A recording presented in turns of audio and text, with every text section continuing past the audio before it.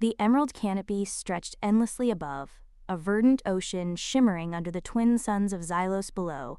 The city of Arborea pulsed with life, its buildings crafted from living wood, seamlessly woven into the colossal branches of the greatwood.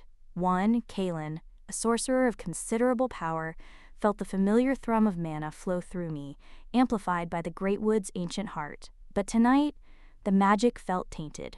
I had arrived in Arborea seeking knowledge, drawn by whispers of forgotten spells woven into the very fabric of the city.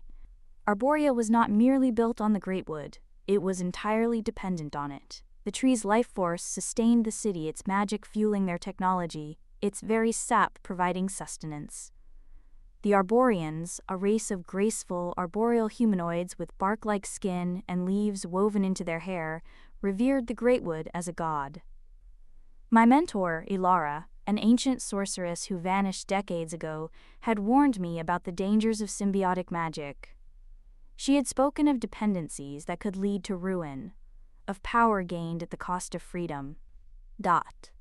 I was staying with Lyra, a historian and scholar whose knowledge of the Greatwood's history was unparalleled. Her dwelling, a cozy hollow carved into a thick branch, was filled with scrolls made from dried leaves and intricate wooden carvings depicting the tree's long and storied past. "The Greatwood has always provided," Lyra said one evening, her voice soft as the rustling leaves outside. "It chooses who resides within its branches, who benefits from its bounty. And what of those who are not chosen?"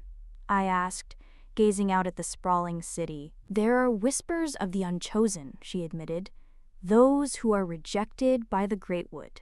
They live in the shadows, struggling to survive on the fringes of our society." That night, I ventured into the city's underbelly, a labyrinth of tangled roots and dimly lit tunnels. I found the unchosen, emaciated, their skin pale and brittle, their leaves withered and brown. They were shunned, feared, their very existence, a stark reminder of the Greatwood's capricious nature. Among them, I met Ronan, a former arborist who had fallen out of favor with the Greatwood. He had discovered a parasitic fungus, slowly weakening the Greatwood's core, a secret he tried to reveal to the city elders. But the Greatwood, sensing his intent, stripped him of its blessings, branding him as unchosen. "They called me a heretic," Ronan rasped, his voice hoarse. "They silenced me, exiled me to this wretched place, but the Greatwood is dying, Kalen. I saw it with my own eyes." Ronan's words resonated with my own growing unease. I delved deeper into the Greatwood's magic, seeking the truth. But I also saw the fungus, a dark rot spreading insidiously, draining the Greatwood's life force. I confronted the city elders, presenting my findings. They dismissed my claims as heresy, fueled by the unchosen's bitterness. The Greatwood, they insisted, was infallible to question. It was to question the very foundation of their existence. "You speak of a fungus, sorcerer," Elder Theron, the council's leader, said, his voice cold and dismissive. "But we have seen no evidence of such a thing. Your magic is flawed, your visions distorted. If we don't act now, Arborea will fall." "Enough!" Theron roared. "You threaten the stability of our city with your lies? Leave Arborea, sorcerer, or face the consequences." I was banished, branded as a threat to Arborea. But I could not abandon the city to its fate. I knew the fungus was real, and I knew that the Arboreans, blinded by their faith in the Greatwood, were unwilling to see the truth. Lyra, however, believed me. She had secretly been investigating Ronan's claims, and had found evidence to support my findings. It was a risky plan, one that could potentially destroy Arborea in the process, but it was the only chance we had. My plan was to use my magic to create a powerful antidote to combat the fungus, but the process would be incredibly draining, requiring a massive amount of mana.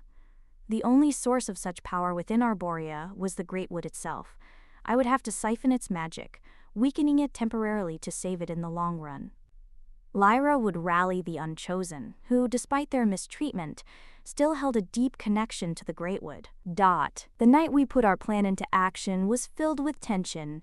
The air crackled with anticipation as Lyra led the unchosen in a coordinated uprising. They sabotaged the city's defenses, disrupted the flow of magic, and created chaos in the streets. Meanwhile, I made my way to the Great Wood's heartwood, the source of its power. I stood before the pulsating core, feeling the immensity of its magic wash over me. It was a living entity, aware of my presence, sensing my intent. "I do not wish to harm you," I whispered to the Great Wood. ... The Great Wood remained silent, its energy neither accepting nor rejecting me. I began the ritual, chanting the ancient incantations, drawing upon the Great Wood's power. The mana flowed through me, overwhelming my senses. I felt the tree's pain, its struggle against the encroaching darkness. As I siphoned the magic, the Great Wood's life force flickered. The leaves of Arborea began to wither, the city's lights dimmed, and a collective gasp rippled through the population. The Arboreans, connected to the Great Wood through their symbiotic bond, felt its weakening as if it were their own. They were led by Elder Theron, his face contorted with rage. "You traitor!" he screamed. "You are destroying the Great Wood. I am saving it!" I retorted, my voice strained with effort. "The fungus is consuming it from within." Theron lunged at me, his wooden spear crackling with energy. I deflected his attack with a wave of my hand, sending him flying back. The city guards swarmed me, their weapons drawn. I fought them off, using my magic to create barriers and unleash bursts of energy. But I was weakened by the ritual, and the guard was relentless. Lyra and the Unchosen arrived just in time, breaking through the city guard's ranks. They fought with a ferocity born of desperation, protecting me while I completed the ritual. Finally, with a surge of power, I channeled the antidote into the Great Wood's core. The mana I had siphoned flowed back, infused with healing energy.